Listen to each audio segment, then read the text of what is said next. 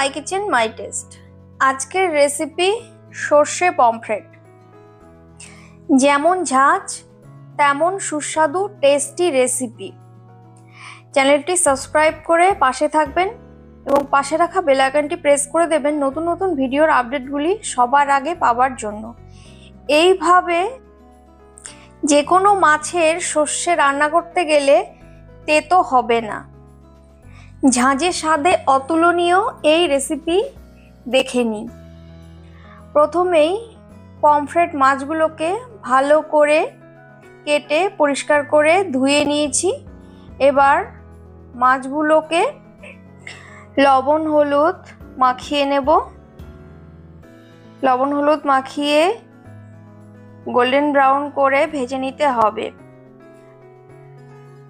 মাছ ভাজার জন্য কড়াইয়ে সর্ষের তেল দিয়ে দিলাম। তেলটা গরম হয়ে গেছে।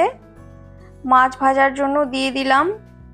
দেখতে হবে মাছটা যেন বেশি ফ্রাই না হয়ে যায়, আবার একেবারে কম ভাজা হলেও খেতে ভালো লাগবে না।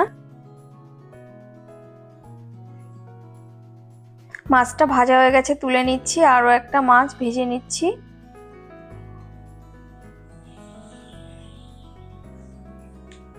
মাছটা ভাজা হয়ে গেছে, তুলে নিলাম।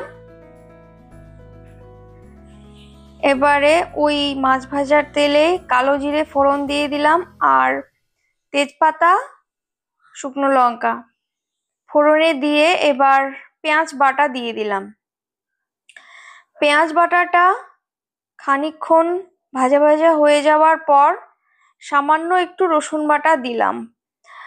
খেয়াল করবেন পেঁয়াজ বাটা কিন্তু আমি অনেকটা পরিমাণে দিয়েছি আর রসুন বাটা কিন্তু খুব সামান্য পরিমাণেই দিয়েছি। এবার দিয়ে দিলাম সর্ষে পোস্ত আর কাঁচা লঙ্কা বাটা। সর্ষে পোস্ত কাঁচা লঙ্কাটা একসাথে বেটে নিয়েছিলাম, সেটা দিয়ে দিলাম। এবার আঁচটা কমিয়ে একটু কষিয়ে নিতে হবে। সামান্য একটু জল দিয়ে দিলাম। এবারে স্বাদের জন্য লবণ আর হলুদ দিয়ে দেব। হলুদটা দিয়ে দিলাম। এরপর একটু ওপর থেকে কাঁচা সর্ষের তেল ছড়িয়ে দিলাম। এর জন্য সর্ষে তেতো হবে না, রান্নায় হবে যেমন ঝাঁঝ তেমন স্বাদ। ঝাঁঝে স্বাদে অতুলনীয় এই রেসিপিটি এইরকম ভাবে ফলো করলে আপনারাও বাড়িতে খুব সহজেই বানিয়ে নিতে পারবেন। ঝাঁঝে স্বাদে অতুলনীয় এই রেসিপিটি যে কোনো মাছ দিয়েই এই রেসিপিটি ভীষণ সুন্দর হয়। কিছুক্ষণের জন্য আঁচ কমিয়ে ঢেকে দিয়েছিলাম। সমস্ত তেল ওপরের দিকে ভেসে উঠেছে। আর একটু কষিয়ে নেব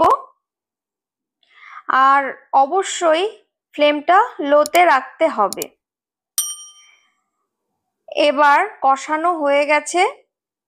এবার ঝোলের জন্য পরিমাণ মতো জল দিয়ে দিতে হবে। এবার আরো একটু ভালো করে নাড়িয়ে দিলাম। এবার ফোটার অপেক্ষা। ঝোল ফুটে গেছে। এবার ভেজে রাখা পমফ্রেট মাছগুলোকে ঝোলের মধ্যে দিয়ে দিতে হবে। মাছগুলোকে দিয়ে চেরা কাঁচা লঙ্কা ছড়িয়ে দিলাম। এবার আরো একটু ঢেকে দিতে হবে। আর খেয়াল রাখতে হবে মাছগুলোকে ঝোলে বেশি ফোটানো যাবে না, কারণ মাছগুলোকে কড়া করে ভাজা হয়নি। মাছটা খুব নরম নেই, মিডিয়াম ফ্রাই করা আছে। ঝোলে বেশিক্ষণ ফোটালে ভেঙে যেতে পারে। আর পমফ্রেট মাছ নরম হয়, বেশি ফোটানোর প্রয়োজন হয় না। রেডি হয়ে গেছে সর্ষে পমফ্রেট। একটি থালায় ঢেলে নিলাম। এবার একটি সার্ভিং প্ল্যাটারে আমি সার্ভ করছি।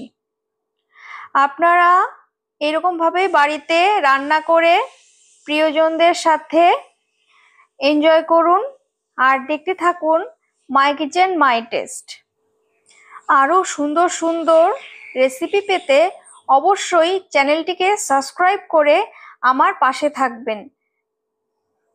আর রেসিপিটি কেমন লাগলো অবশ্যই কমেন্ট করে জানাবেন। ভালো লাগলে অবশ্যই একটি লাইক করতে ভুলবেন না। আপনাদের জন্য সার্ভ করে দিয়েছি পমফ্রেটের এই রেসিপি, সর্ষে পমফ্রেট। ধন্যবাদ।